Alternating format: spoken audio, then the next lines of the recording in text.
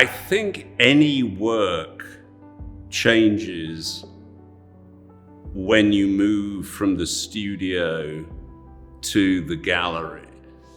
And I think it changes, I think you have to be prepared for the fact that it changes in sometimes surreptitious ways that you're not expecting. I mean, I think if I tried to do this as the first show I ever did, I think it would have been alarming, actually.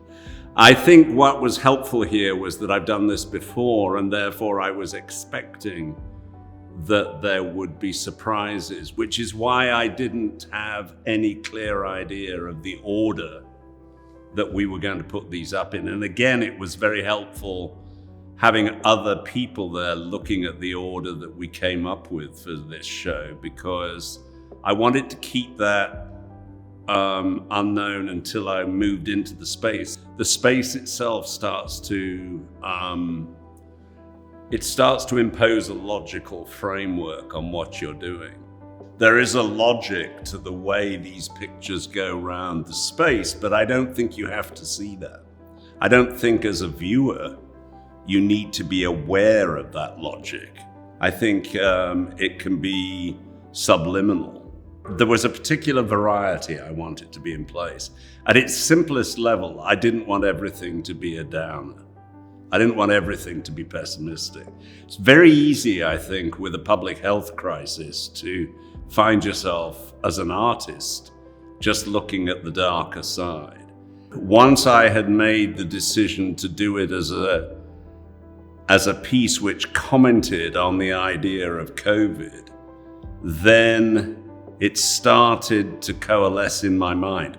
Once I thought about the idea of pandemic dreams, which is the subtitle to the show, right? Then I was able to free myself to think, well, each of the individual pieces would be like fragments of a dream. So I didn't have to worry about it following a coherent narrative. I was able to think, well, this is going to be an immersion piece. This is something where the viewer actually sees what he or she sees in the piece, and it may not be the same as what I felt like.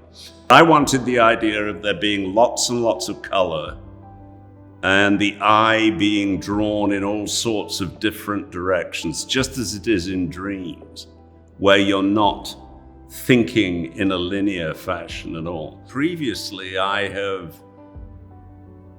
I've worked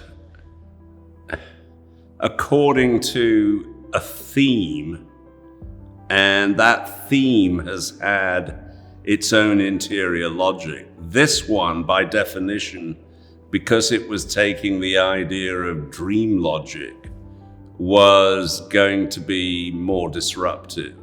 The whole idea of scattering the roundels came from that feeling of dreams where you're going along, it seems, in one narrative, and then another narrative comes right across it, and you're suddenly transformed. I wanted something like that. So you weren't going to be able to just look at a single picture without some other picture obtruding into your vision. That's part of what I wanted. I don't think I'd done quite anything like that before, because usually, even though some of the pieces would be very abstract, usually they were conforming to a theme that was founded in the literal reality that we find ourselves in. Once I realized how many pictures I felt I wanted/needed to do, that was a little daunting at first, because there's a lot of work in here. So I think that was a part of it. Otherwise, it was what it always is. You know, it's philosophy and practice, isn't it? I mean, you work out philosophically what you want to do and how you want to do it, and then it's a question of how you put that into practice, which is true of all shows.